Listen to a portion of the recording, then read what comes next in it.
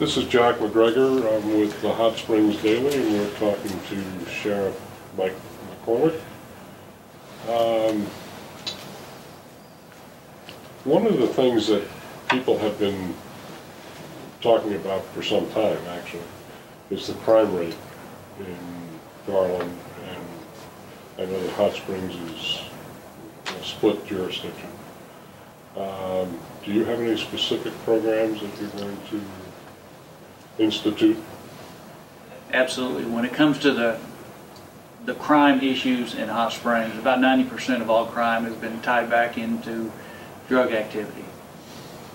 And I am planning on changing the way we've approached the drug issues in Hot Springs. Number one thing is we need more manpower focused towards drug enforcement. And we've got a very effective drug task force currently in Garland County that we've been using. And it's my plan to supplement that task force with additional manpower. But I think we need to change up our step a little bit, the way we're enforcing the drug violations. I mean, the times have changed, and it's time to get a new focus on the enforcement techniques that we've been using. And I think if we can make a dent in the drug activity, we'll see the crime level drop within our community. You know, another thing is the detention center that should be opening up in the near future. We'll have beds and places to put these individuals that are charged, where in the past our hands have been pretty much tied because the jail remains full 100% of the time. So it's a matter of, a lot of times the nonviolent offenders are released, so there's not been a whole lot of punitiveness to some of the offenses in the past. So when people realize that yes, there is going to be some penalty and possibly some jail time, I think it's going to be an effect on our crime rate overall. I have heard comments about I know the jail is overcrowded. I was on the committee that worked on the new detention center, and it was sort of the word around town was you want to go to Garland because you're not going to go to jail. Absolutely. We had the revolving door effect. Yeah. So that will make a big difference. Are you planning any great changes in terms of your personnel or the people who are currently working for you? Are you looking to replace any of them, or move? How are you planning on staffing your personnel?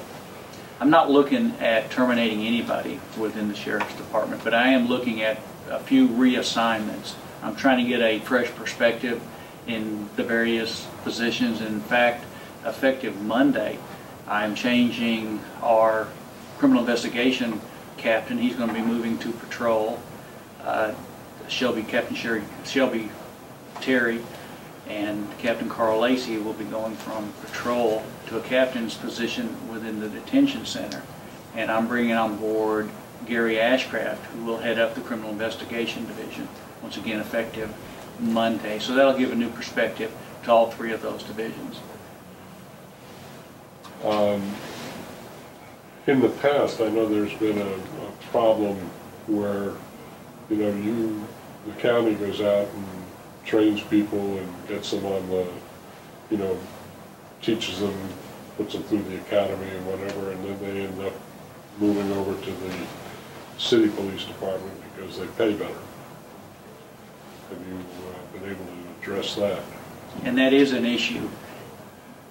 All county personnel, including the personnel here at the Sheriff's Office, received a raise effective the next paycheck here in January. So their salaries have been jumped up. Some have received considerable increases, and it was contingent upon their time in rank. So we've got a little bit of relief on that. It's still not up to the same level that the city is at. But where I'm focused more at this point in time is making the Sheriff's Office a place that they want to come to work at, a place where the morale is high, to where they feel like they're making a difference. And I think if with the pay raise that they've gotten and a environment that is worker friendly, I think was going to make a difference. I have heard that there's a possibility that there'll be some inroads made into the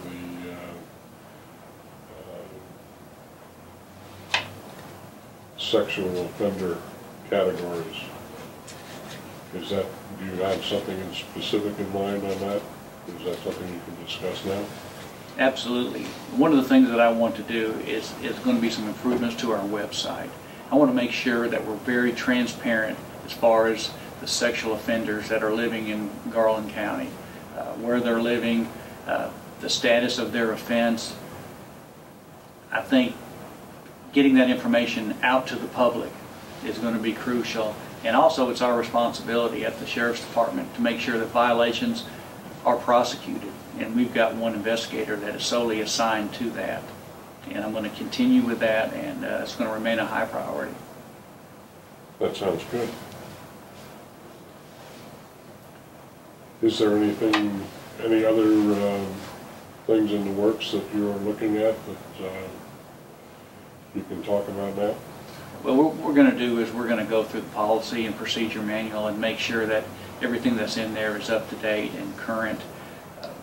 It's going to be a new level of accountability within the Sheriff's Department, but you have to have the policies and procedures where the staff know what is expected of them. So between updating the manuals and providing the right supervision to the guys, I think we'll see a new level of accountability and professionalism.